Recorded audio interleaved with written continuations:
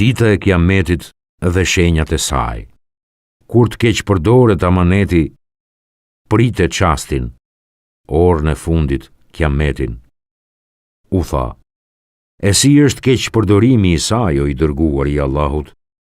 I dërguari tha, kur çështjet tu besohen jo kompetentëve, priteni çastin. Çasti është afruar, e njerëzit ende vetëm dëshirat ndaj dynjas i shtojnë, dhe prej Allahut vetëm largimin e shtojnë. Para ditës së fundit do të pasojnë ditë, kohra në të cilat do të shtrihet ignoranca, do të largohet dituria dhe do të shtohen vrasjet. Prej shenjave të Kiametit janë pezullimi i diturisë së pastër fetare, paraqitja e xehlit, ignorancës, përhapja e zinas, konsumimi i alkoolit, paksimi i meshkujve dhe shtimi i grave, derisa në 50 gra të jetë një mashkull. Në kohën e fundit do të ketë në punës të tillë, të cilët do të dalin në mëngjes dhe do të kthehen nga puna në hidhrimin e Allahut. Nga shenjat e Kiametit është mburja dhe garimi i njerëzve në xhamit, ndërtimin dhe zbukurimin e xhamive. Nga shenjat e Kiametit është edhe ajo kur njeriu do të kalojë pranë xhamisë e nuk do t'i falë në të 2 rekate, dhe kur njeriu do t'i jap selam veç atij që e njeh. Kush pyetet për një dituri, e ky atë e fsheh, në ditën e gjykimit do të lidhet me litar nga zjarri. Kush thinjet në Islam, në ditën e Kiametit, ajo thinja do të jetë dritë për të. Asnjë hap nuk bën biri i Ademit nga vendi i tij para Zotit vet, përderisa të mos pyetet për 5 gjëra: për jetën se si e ka jetuar, për rininë se si e ka kaluar, për pasurinë se si e ka fituar dhe si e ka shpenzuar, dhe për dijen, çka ka vepruar sipas saj. Nuk ndodh dita e Kiametit përveç se mbi njerëzit e këqinj. Nuk do të ndodh çasti përderisa nuk kalon njeriu pranë varrit dikujt tjetër e të thotë: "Ah, sikur unë të isha në vendin e tij." Nuk do të vijë çasti përderisa të lindë dielli nga perëndimi. E kur ai lind dhe njerëzit e shohin dhe të gjithë besojnë, por ai është momenti kur askujt besimi nuk i bën dobi nëse nuk ka besuar më parë, ose nuk ka fituar asnjë të mirë në besimin e tij. Transmetohet nga Aishja, Allahu qoftë i kënaqur prej saj, se ka thënë: "E kam dëgjuar të dërguarin e Allahut, paqja e Allahut qoftë me të, duke thënë: në ditën e gjykimit, njerëzit do të ringjallen të zbathur, të zhveshur dhe të pabërë synet." Unë i thash: "O i dërguari i Allahut, a do të jenë bashkë femra e meshkuj e ta shikojnë njëri tjetrin?" Ai, paqja e Allahut qoftë me të, tha: "O Aisha, puna do të jetë shumë më e vështirë se sa ti preokupoj një gjë e tillë." Para ndodhisë së ditës së Kiametit do të paraqiten shumë mashtrues dhe gënjeshtar, të cilët do t'ju rrëfejnë rrëfime të cilët nuk i keni dëgjuar fare më parë, as ju e as baballarët tuaj. Ruajuni prej tyre, që të mos t'ju humbin, devijojnë apo t'ju sprovojnë. Përcaktimi i Allahut. Pas meje, për umetin tim kam frikë për 3 gjëra: udhëheqësit e padrejtë, besimin në yje dhe mohimin e përcaktimit të Allahut, kaderin. Kur të përmendet kaderi, përcaktimi, përmbahuni, mos diskutoni për të. Kur Allahu i lartë madhëruar e krijoi këtë botë, krijesat, me dorën e tij shkroi, caktoi për veten. Vërtet, mëshira ime e ka mbizotëruar hidhërimin tim. Vërtet Allahu nuk i bën pa drejtësi besimtarit në veprën e tij të mirë. Ai për këtë do të jetë i shpërblyer edhe në këtë botë e edhe në botën tjetër. Kurse jo besimtarit i jep që në këtë botë për veprat e tij të mira, e kur të vijë në botën tjetër, atij nuk i ngelet asnjë vepër e mirë me të cilën do të kishte fituar diçka të mirë. Vërtet Allahu i ka caktuar të gjitha përcaktimet, 50.000 vite para se të krijojë tokën dhe qiejt. Besimtari i fortë është më i mirë dhe më i dashur tek Allahu se sa besimtari i dobët, e në të dy ka dobi. Ano nga ajo që të sjell dobi. Kërkon ndihmë nga Allahu e mos bën qyqan. Nëse të godet diçka, mos thuaj, sikur të veproja kështu, do të ndodhte kjo, por thuaj, Allahu e ka caktuar dhe çka ka dashur ai ka vepruar, sepse fjala nëse i hap punë shejtanit. Nuk pengon përcaktimin e Allahut asgjë, përveç lutjes, duas, e as se shtyn jetën, gjë veç mirësisë. Kujdesi nuk ndihmon në largimin e përcaktimit. O voglush, unë po t'i mësoj disa fjalë. Ruaje Allahun, duke i kryer urdhrat e tij dhe duke u larguar nga ndalimet e tij. Dhe ai do të ruaj ty. Ruaje Allahun, do ta gjesh atë në anën tënde. Nëse dikë e lut, atëherë lute Allahun. Nëse kërkon ndihmë, atëherë prej Allahut kërkon ndihmë.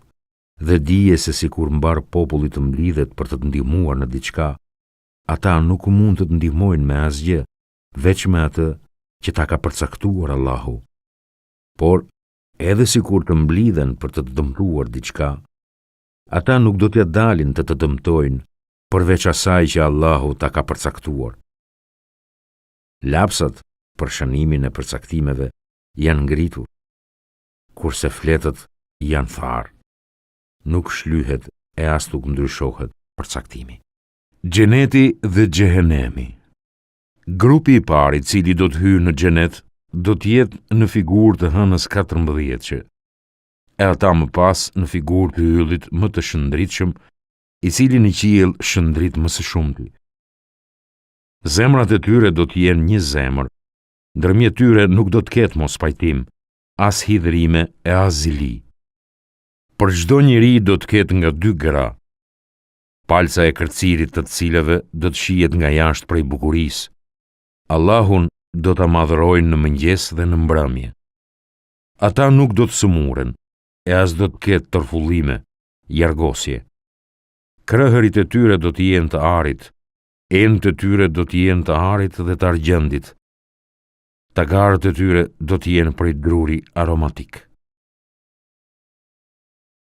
Mbrohuni nga zjarri, qofte edhe me gjysmë hurme, e kush nuk e gjen as këtë, atëherë me fjalë të mirë.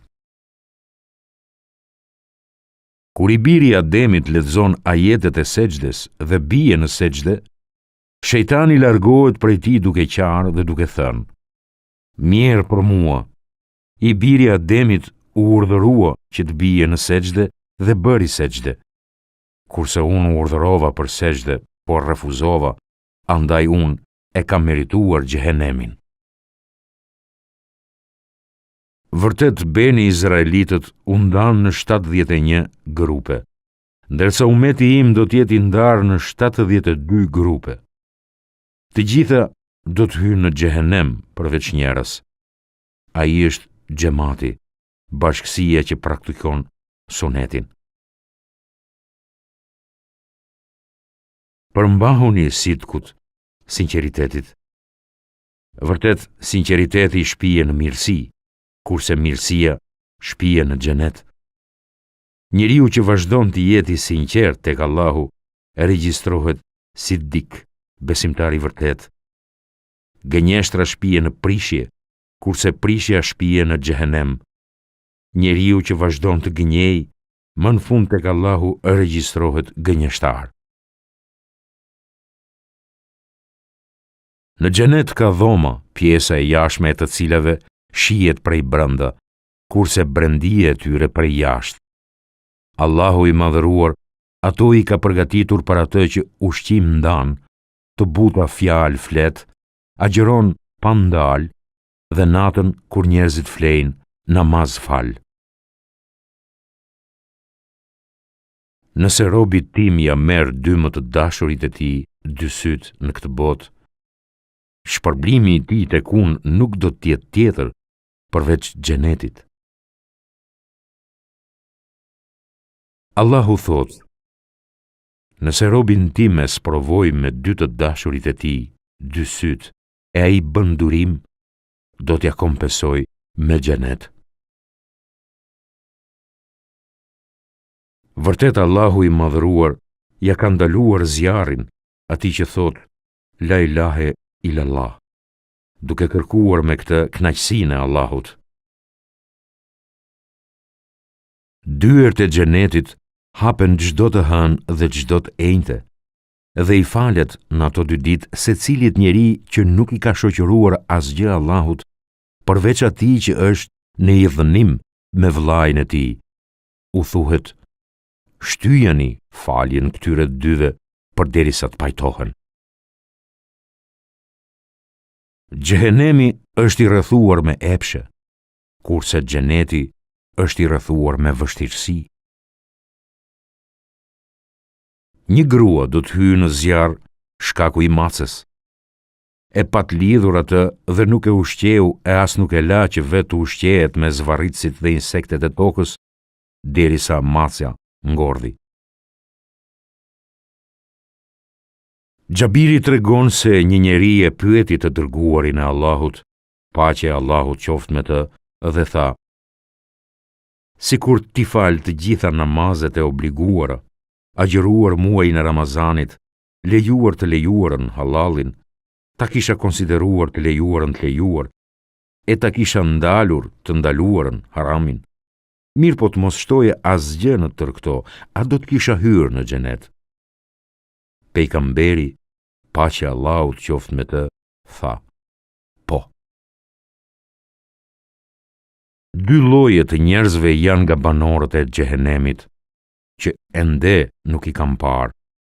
Njerëzit që në dorë kanë kamzhik si bishtat e lopës, me të cilët i rrahin njerëzit, dhe gratë të veshura me rroba të tejdukshme por lakuriqe, që i bëjnë lak urdhrave dhe shtyjnë të bëhen lak atyre urdhrave fetar. Kokat i kanë si koka e deves.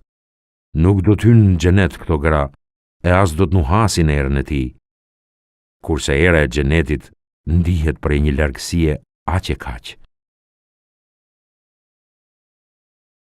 Në xhenet ka gjëra që syri si ka parë, e as veshi s'ka dëgjuar dhe as që në mend të njeriut kanë kaluar.